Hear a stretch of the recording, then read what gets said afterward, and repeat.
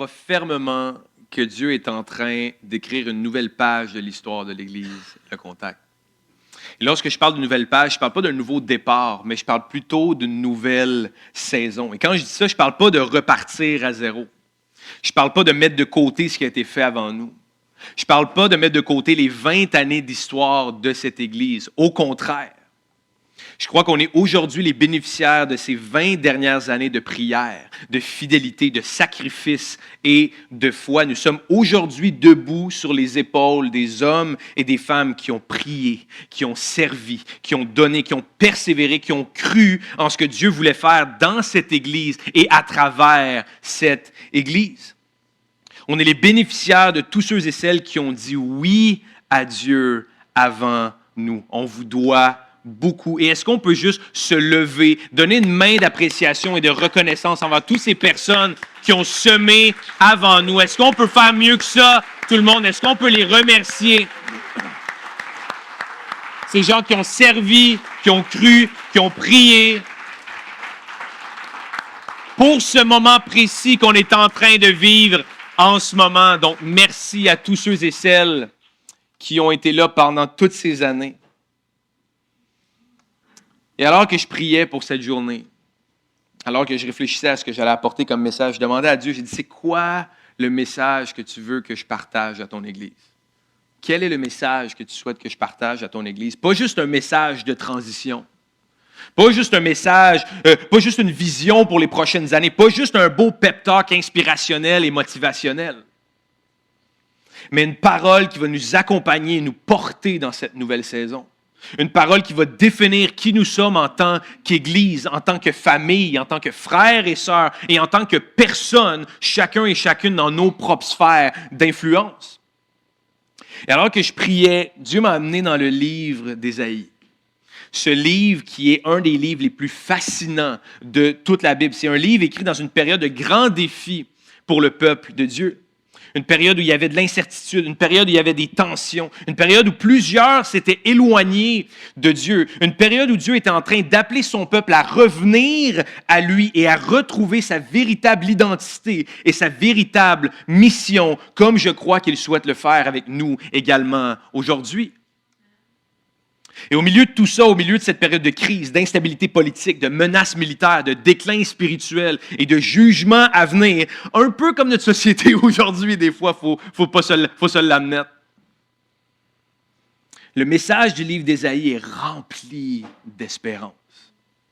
Parce que malgré les défis, malgré les saisons difficiles, malgré les erreurs du passé, on voit un Dieu qui continue de parler et désire communiquer à son peuple. Dieu continue d'appeler son peuple à revenir à lui. Dieu continue de restaurer. Et alors que je lisais ce livre, il y a 2 mots qui m'ont frappé et qui m'ont vraiment interpellé. 2 mots qu'on retrouve à plusieurs endroits dans l'Ancien Testament, mais dans le livre d'Ésaïe, ces 2 mots apparaissent à 2 moments bien particuliers. 2 moments qui semblent complètement différents et pourtant qui sont intimement reliés. Et alors que je méditais sur ces passages, je réalisais que ces 2 mots résument peut-être mieux que n'importe quoi d'autre ce que Dieu désire faire dans nos vies, dans notre Église et dans notre région dans cette nouvelle saison et comment il souhaite le faire. Et ces 2 mots sont « me voici ». Me voici. Et c'est le titre de mon message ce matin. Me voici. Et en hébreu, me voici, c'est le mot hineni. Le mot hineni, c'est un mot qui est difficile à traduire pleinement dans la langue française parce qu'il signifie pas simplement je suis ici, là, maintenant. Il signifie plutôt je suis disponible. Tu peux compter sur moi. Je suis prêt. Utilise-moi tout entier. C'est ça le mot « hineni ». Et ce qui est fascinant, c'est que dans le livre d'Ésaïe, ce mot apparaît notamment à 2 reprises de manière très particulière. Et la première fois, c'est dans le cadre de la réponse d'un homme à l'appel de Dieu. Et c'est le premier point qu'on va regarder ce matin, le « me voici » d'Ésaïe. Le « me voici » d'Ésaïe. Et j'aimerais préciser quelque chose ce matin. Avant de devenir une vision pour une Église, avant de devenir une mission pour une région, Avant de devenir un appel pour une génération, le me voici est toujours une décision personnelle. Le me voici est toujours une décision personnelle. Parce qu'à la fin de la journée, Dieu ne bâtit pas son Église avec des programmes. Dieu ne bâtit pas son Église avec un bâtiment. Dieu ne transforme pas une ville, une région ou une génération avec de simples stratégies.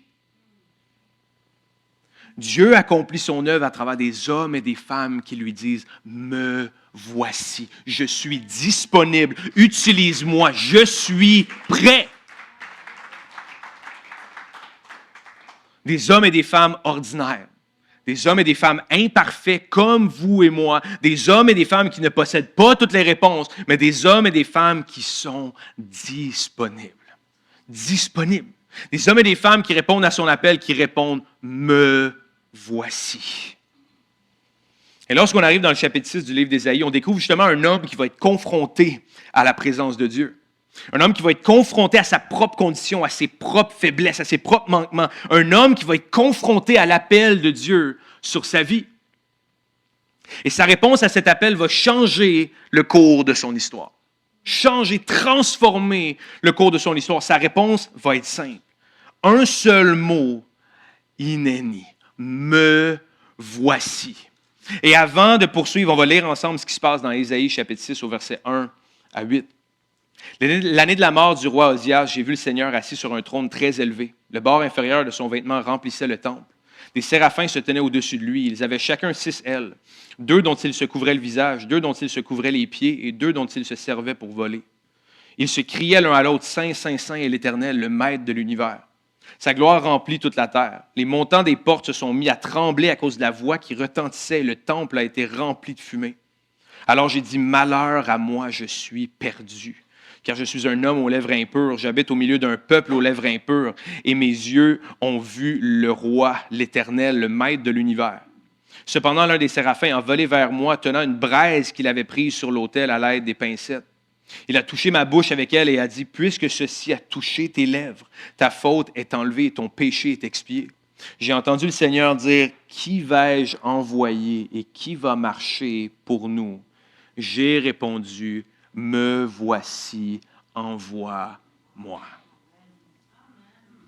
Ce texte qui est un des passages les plus déterminants dans ma propre vie, parce qu'il m'a rappelé une vérité que j'ai dû apprendre encore et encore au fil des années et que je continue d'apprendre tous les jours, même encore aujourd'hui. Dieu n'appelle pas les gens parce qu'ils sont qualifiés. Dieu qualifie les gens qu'il appelle.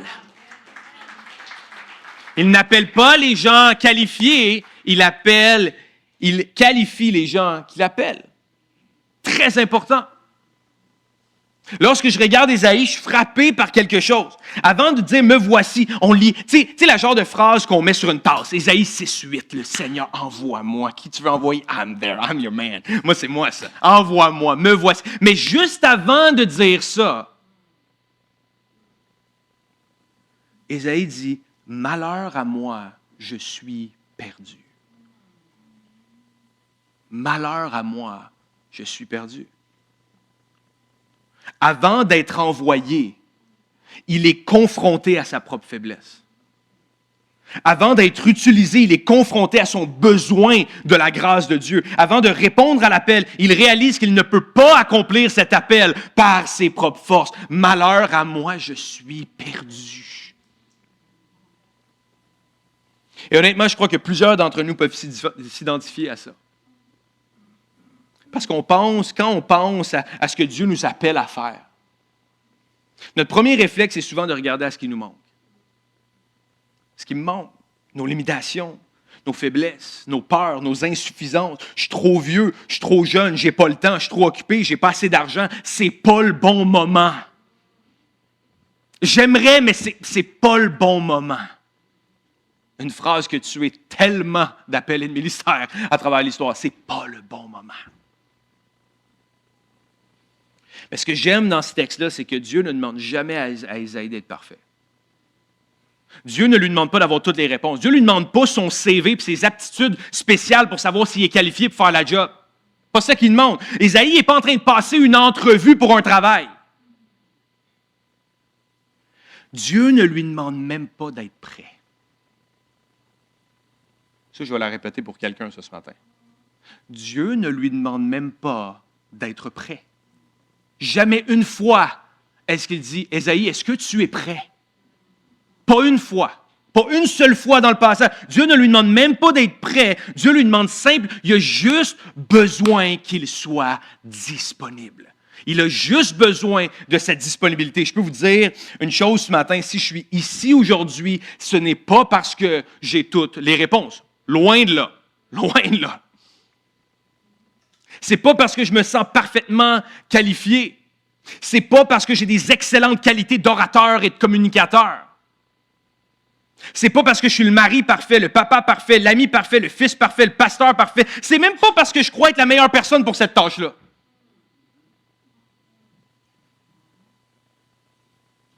Je suis simplement ici parce qu'à travers les années, j'ai simplement essayé de répondre du mieux que je pouvais. Seigneur, me voici, envoie-moi. Je ne sais pas où tu veux que j'aille, je ne sais pas qu'est-ce que tu veux que je fasse, mais me voici, envoie-moi. Tu veux envoyer un petit gars de la Rive-Sud à Repentigny? J'ai aucune idée pourquoi tu veux faire ça. Mais oh ouais, let's go, on y va, me voici, me voici. Il est de l'autre bord de la force, de l'autre bord de la force, de l'autre bord du pont. Au bord du pont, des heures plus tard.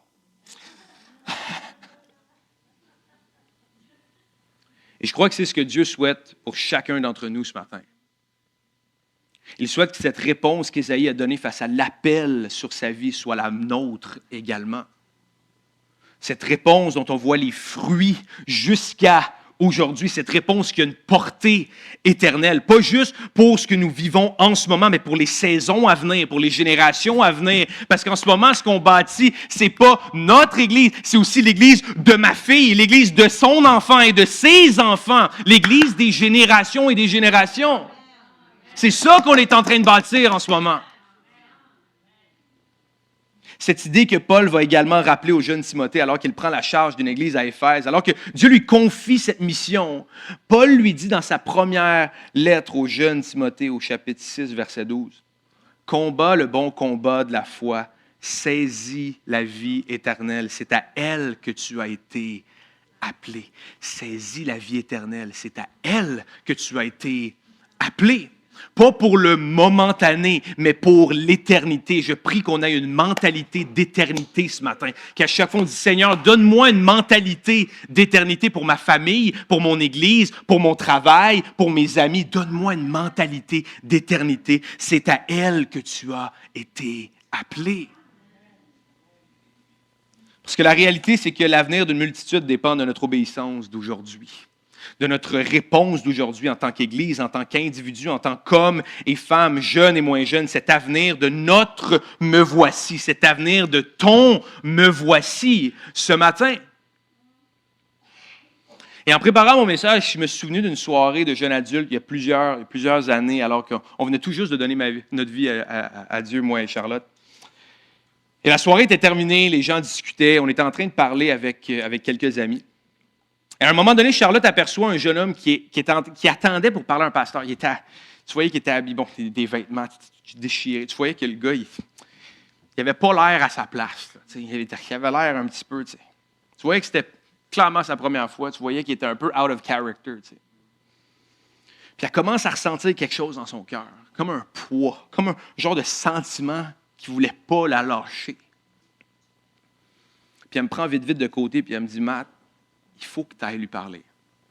Je ne sais pas pourquoi, mais il faut que tu ailles lui parler. Je dis, mais pourquoi? Pourquoi il faut que j'aille parler? Qu'est-ce que tu veux que j'aille dire?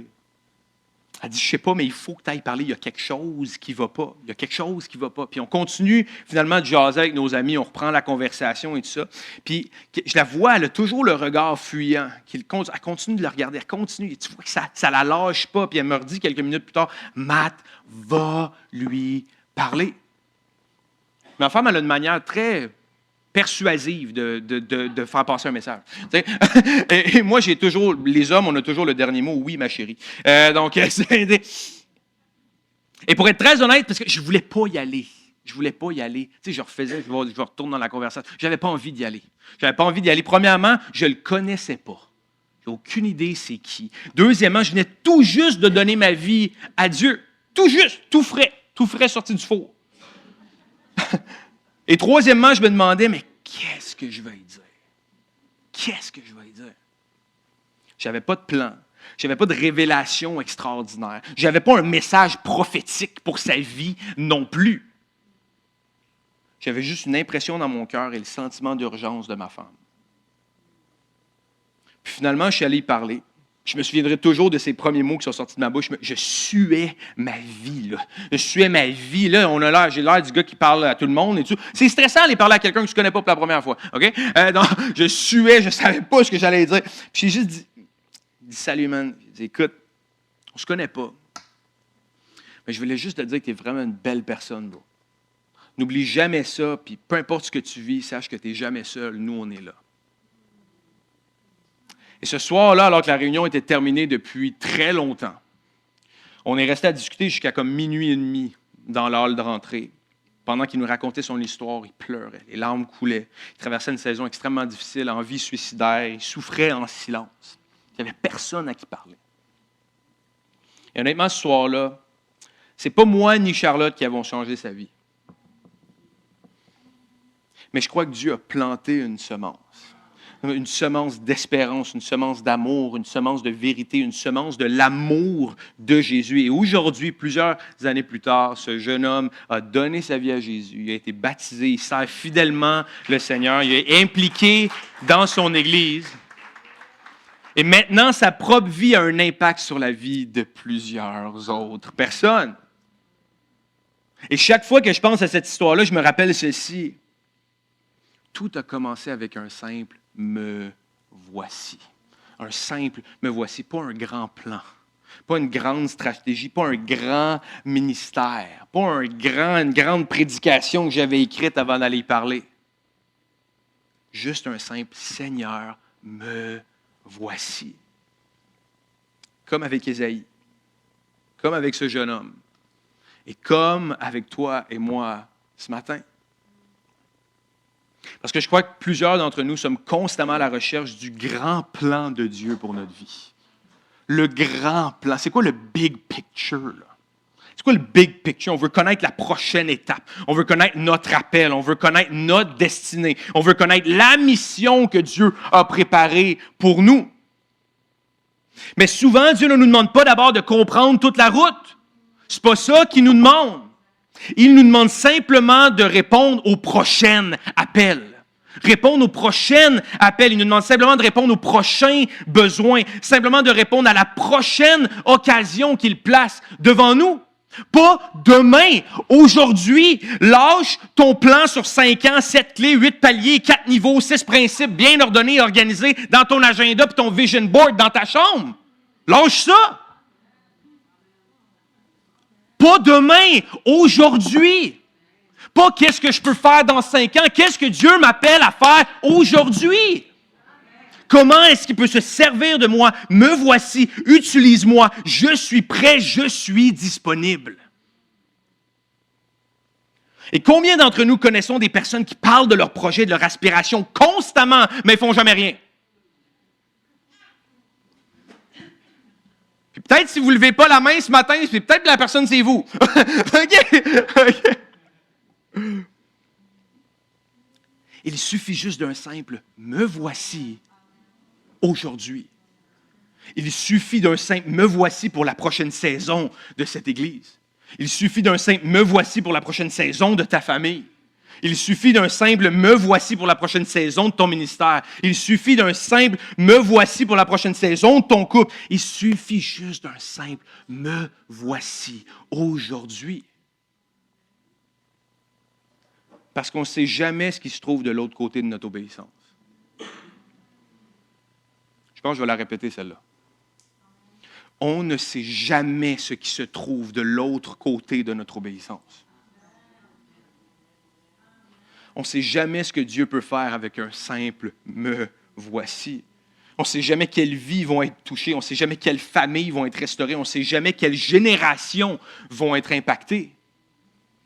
Et je suis persuadé que les membres fondateurs de cette Église, avec tout l'historique, les hauts, les bas, les victoires, les épreuves, je suis persuadé qu'ils n'avaient aucune idée de la portée qu'allait avoir leur « me voici » 20 ans plus tard. Et on ne sait toujours pas aujourd'hui la portée que notre « me voici » d'aujourd'hui va avoir dans 20 ans également.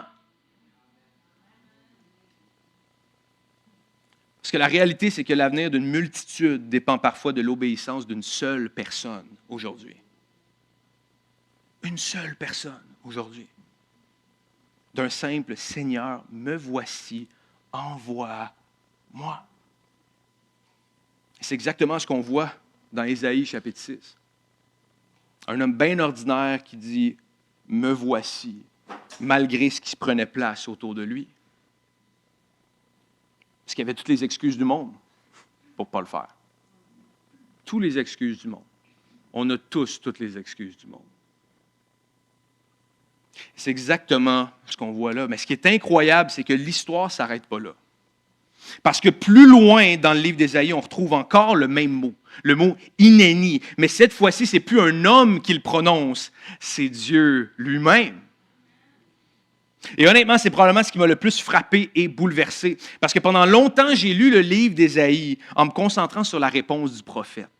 Sur le Ésaïe 6-8, le genre d'affaire que tu mets sur une tasse. Là. Genre d'affaire, tu sais, le bon punchline, là, tu sais. Seigneur, envoie-moi. Yes, let's go. Son courage, sa disponibilité, son cœur. Wow, wow. Sur son me voici, envoie-moi. Hey, moi, j'ai le goût d'être comme Ésaïe, man. Man, come on, let's go. Mais en relisant le livre dans les dernières semaines, j'ai réalisé quelque chose d'extraordinaire. Quelque chose que je savais, mais que Dieu est venu vraiment me rappeler d'une manière percutante. Le véritable héros de l'histoire, ce n'est pas Ésaïe. Le véritable héros de l'histoire, c'est Dieu. Parce que notre foi ne repose pas simplement sur des hommes et des femmes qui disent « Seigneur, me voici ». Notre foi repose sur un Dieu qui répond « Lui aussi, me voici ». Et c'est mon deuxième point ce matin, le « me voici » de Dieu. Et c'est exactement ce qu'on découvre dans Ésaïe 58.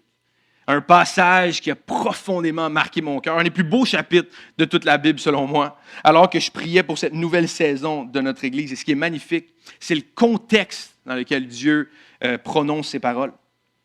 Parce qu'au chapitre 6, Dieu appelle un homme, mais au chapitre 58, Dieu parle à tout un peuple. Un peuple qui traversait ses propres défis, un peuple qui accomplissait encore plusieurs pratiques religieuses, un peuple qui jeûnait, un peuple qui fréquentait le temple, un peuple qui venait à la première réunion à 9 heures, un peuple qui venait à la deuxième réunion à 11 heures, un peuple qui venait à la soirée jeunesse, un peuple qui venait à la soirée prière, un peuple qui lisait sa Bible 5 minutes par jour, un peuple qui priait, un peuple qui. Mais un peuple qui avait peu à peu perdu le cœur de Dieu, qui était devenu tiède, froid, qui vient par habitude, par rituel, par tradition, mais qui a perdu cette flamme, qui s'est éloigné tranquillement du cœur de Dieu. Alors Dieu veut les ramener à l'essentiel. Il leur rappelle que la véritable foi, ce n'est pas seulement une question de religion, ce n'est pas seulement une question de rite, ce n'est pas seulement une question de tradition, c'est une question de cœur. Une question de relation. C'est une question d'aimer Dieu et d'aimer les gens. C'est une question de prendre soin de ceux qui souffrent, de relever ceux qui sont tombés, de venir en aide aux opprimés, de devenir un peuple qui reflète réellement le caractère de Dieu. Pas « qu'est-ce que l'Église peut faire pour moi », mais « qu'est-ce que moi je peux faire pour l'Église ». Pas « qu'est-ce que l'Église peut faire pour moi », mais « qu'est-ce que moi je peux faire pour l'Église ». Passer de moi à comment est-ce que moi je peux servir, comment est-ce que moi je peux aider, comment est-ce que moi je peux relever la personne qui est tombée. C'est dans ce contexte que Dieu fait une promesse extraordinaire. Une promesse qui, je crois, est tout aussi pertinente pour nous aujourd'hui qu'elle était pour Israël il y a des milliers d'années. Puis on lit dans Isaïe 58, versets 9 à 12. « Alors tu appelleras et l'Éternel répondra. Tu crieras et il dira, me voici. » Oui, si tu éloignes au milieu de toi la contrainte, les gestes menaçants et les paroles mauvaises, si tu partages tes propres ressources avec celui qui a faim, tu réponds aux besoins de l'opprimé, ta lumière surgira au milieu des ténèbres et ton obscurité sera pareille à la clarté du midi. L'Éternel sera constamment ton guide. Il répondra à tes besoins dans les endroits arides, dans les saisons difficiles, dans les épreuves, dans les moments où est-ce que tout semble sans issue, quand les finances sont compliquées, quand le travail est compliqué, quand mon mariage est compliqué, dans les endroits arides. Et il redonnera des forces à tes membres. Tu seras pareil à un jardin bien arrosé, à une source dont l'eau n'arrête jamais de couler. Grâce à toi, on reconstruira sur d'anciennes ruines. Tu relèveras des fondations vieilles de plusieurs générations. On t'appellera réparateur de brèches, restaurateur de sentiers fréquentés. Wow! C'est absolument merveilleux ce que Dieu est en train de rappeler à son peuple ici. Parce que le secret du passage, ce n'est pas simplement qu'un peuple décide de répondre « me voici ». Le secret de ce passage, c'est que Dieu lui aussi répond « me voici ». Avant même ton « me voici », moi je t'ai dit « me voici ». Je suis là, je suis disponible, je suis entièrement présent. Et c'est là toute la différence. Parce que Dieu ne nous appelle jamais à accomplir quelque chose pour lui, sans nous offrir sa présence pour le faire avec lui. Dieu ne nous appelle jamais à accomplir quelque chose pour lui, sans nous offrir sa présence pour le faire avec lui. Il ne nous demande pas de porter seul ce qu'il nous appelle à porter. Il ne nous demande pas de servir seul, de bâtir seul. Il ne nous demande pas d'aimer seul. Il ne nous demande pas de restaurer seul. Il ne nous demande même pas de transformer notre ville et notre région seul. Il nous dit « me voici ». Comme si Dieu disait « je vais marcher avec toi, je vais te guider, je vais te fortifier, je vais te soutenir, même dans les jours où c'est difficile, je vais te soutenir, je vais être la source de tout ce dont tu as besoin. » Et c'est pourquoi j'aime tellement cette image du jardin bien arrosé. Parce qu'un jardin ne produit pas de fruits en se forçant.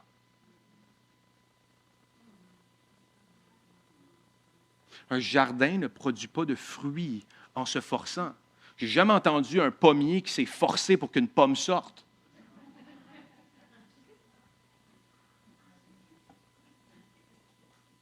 Un jardin produit du fruit parce qu'il est alimenté à la bonne source.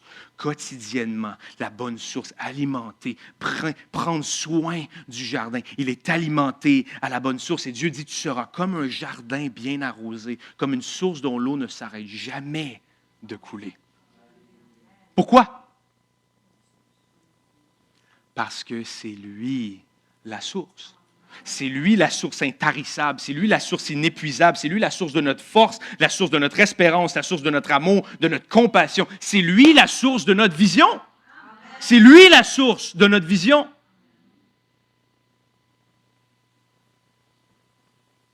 On s'en fout du nom de Matthew. On s'en fout. L'important, c'est qu'à la fin de la journée, des générations plus tard, on va avoir oublié mon nom, on va avoir oublié ton nom, mais il y a un nom dont on va toujours se souvenir, et c'est le nom de Jésus. C'est le nom au-dessus de tous les noms, c'est lui la source.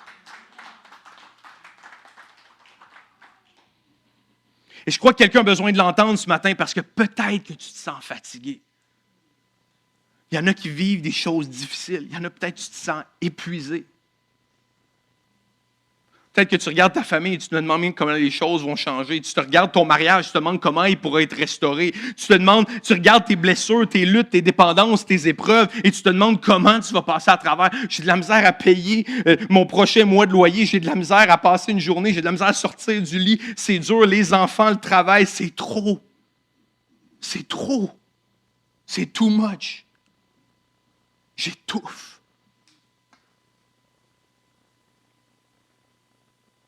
Et Dieu te répond aujourd'hui, me voici.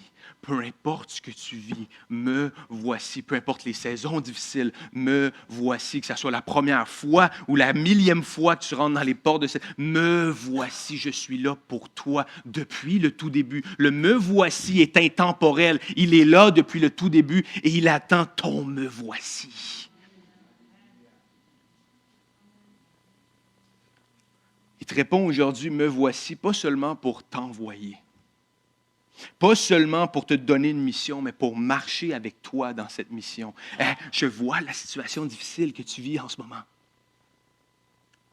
Mais je suis là pour marcher avec toi pendant cette saison-là. Tu vois que ton enfant s'éloigne. Je suis là pour prier avec toi. Je suis là pour être présent avec toi dans les saisons difficiles. Je serai là. Me voici, je suis disponible. Je suis prêt. C'est ça le me voici de Dieu.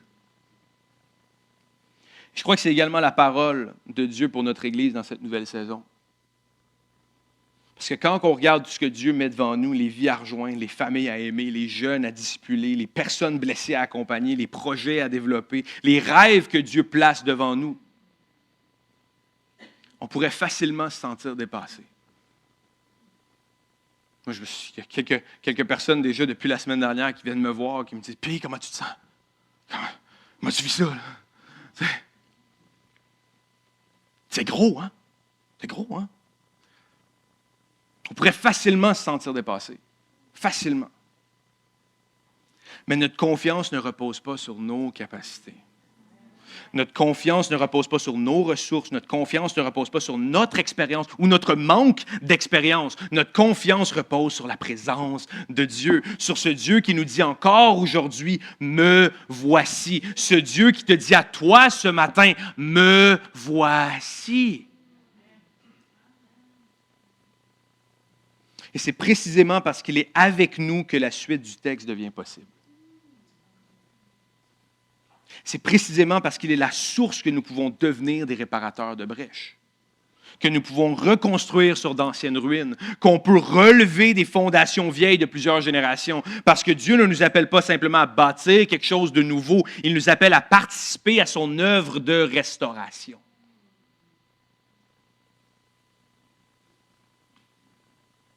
Je veux juste demander aux musiciens de s'approcher tranquillement. Parce que oui, il y a des ruines. Oui, il y a des ruines. Oui, il y a des brèches. Oui, il y a des blessures. Autant dans nos vies que dans l'histoire de cette province. L'Église, ou plutôt les leaders et responsables d'Église qui ont malheureusement déçu plusieurs Québécois à travers les années, qui ont abusé, blessé, affecté, affaibli le cœur et la foi de plusieurs Québécois et Québécoises.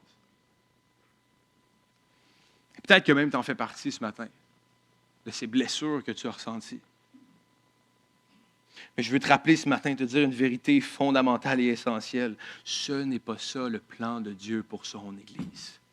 Ce n'est pas ça le plan de Dieu pour son peuple. Ce n'est pas ça le plan de Dieu pour ses enfants. Ce n'est pas ça la raison pour laquelle son Fils, Jésus, est mort et ressuscité. Ce n'est pas pour blesser, juger, abuser, condamner, mais plutôt pour transformer, restaurer, régénérer et par-dessus tout, aimer.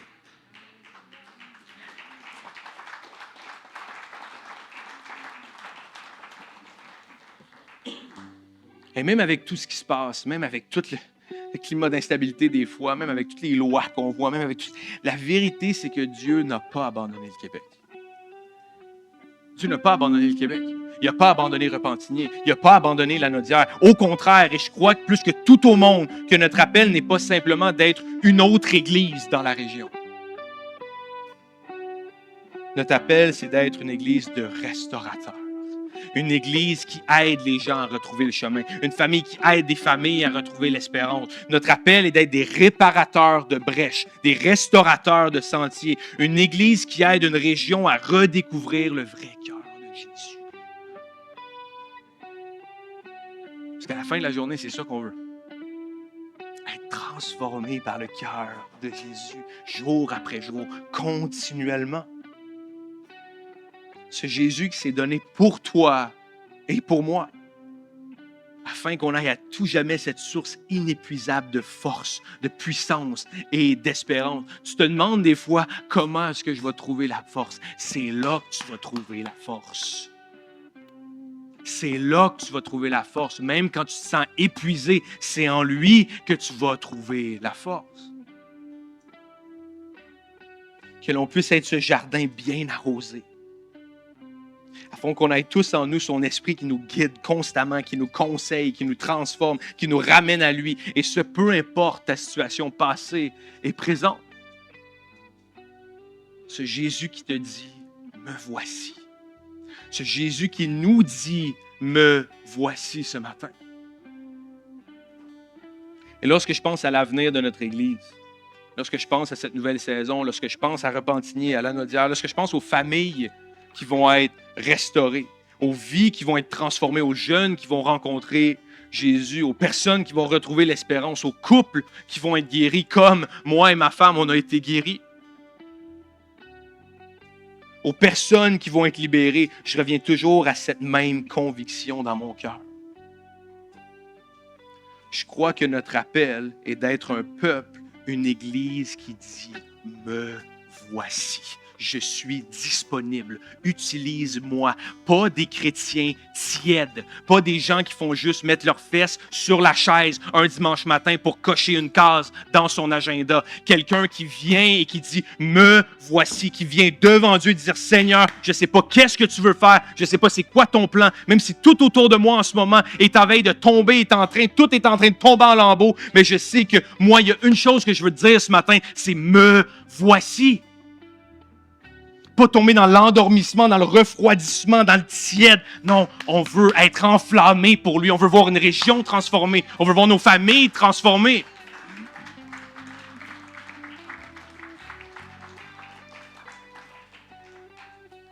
Parce que peut-être ça fait des années que tu pries pour une réponse, mais peut-être que la réponse, c'est ton « me voici ». Peut-être que ce matin, la réponse, c'est ton « me voici ».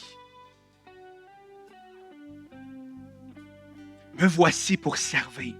Me voici pour aimer. Me voici pour bâtir. Me voici pour semer, pour donner. Me voici pour atteindre. Me voici pour multiplier. Me voici pour ma famille, pour mon voisin, pour ma ville, pour ma région. Et je crois que lorsque nous répondons « Me voici » à Dieu, il nous répond, il te répond « Me voici ». Me voici. Et c'est avec cette promesse qu'on avance dans cette nouvelle saison. Pas confiant dans nos propres forces, pas confiant dans nos propres capacités, pas confiant dans nos propres ressources, mais confiant dans la présence de celui qui nous dit « Je serai avec vous, je serai votre guide, je serai votre force, je serai votre source, me voici. »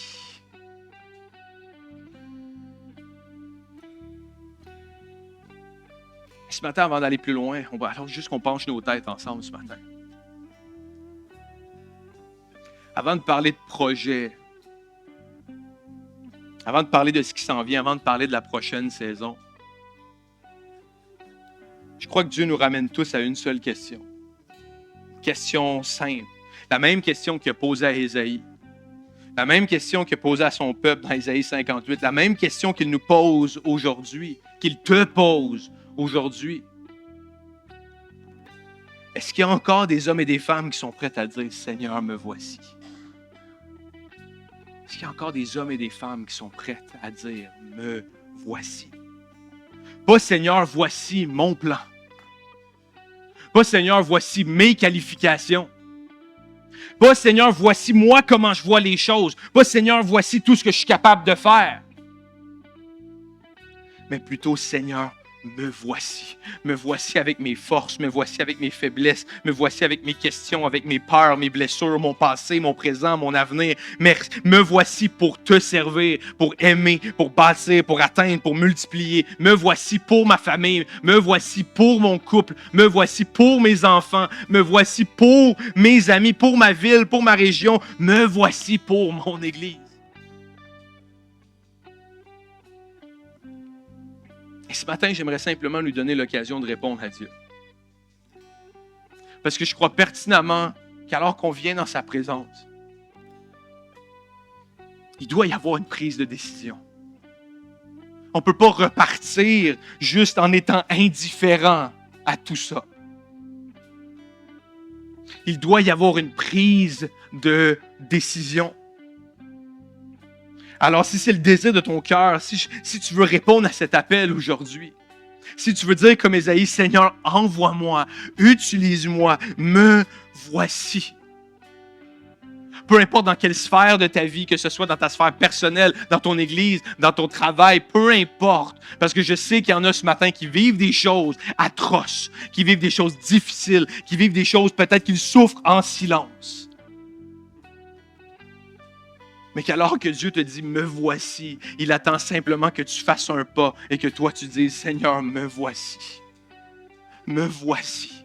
Utilise-moi. » Alors si c'est toi ce matin, alors que toutes les têtes sont penchées, alors que je vais simplement t'inviter à te lever là où tu es.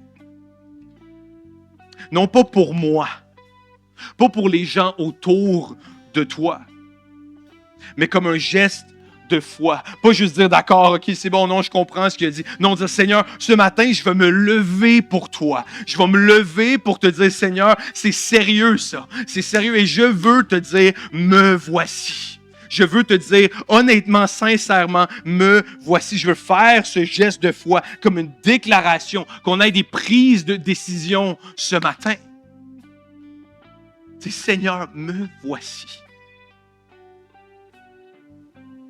Pour dire, Seigneur, dans cette nouvelle saison de ma vie, dans cette nouvelle saison de notre Église, je veux être de ceux et celles qui répondent, me voici. Je ne veux pas encore m'asseoir sur mes 20 dernières années, mes 30, mes 40 dernières années, dire, ah, c'était bon dans ce temps-là, ah, j'étais en feu pour Jésus dans ce temps-là. Non, non, non, on veut des me voici aujourd'hui. Un me voici aujourd'hui qui se renouvelle quotidiennement à la source inépuisable, ce jardin bien arrosé. Parce qu'au final, c'est comme ça que Dieu écrit l'histoire. C'est comme ça qu'il a écrit l'histoire d'Ésaïe. C'est comme ça qu'il a écrit l'histoire de cette Église depuis maintenant 20 ans.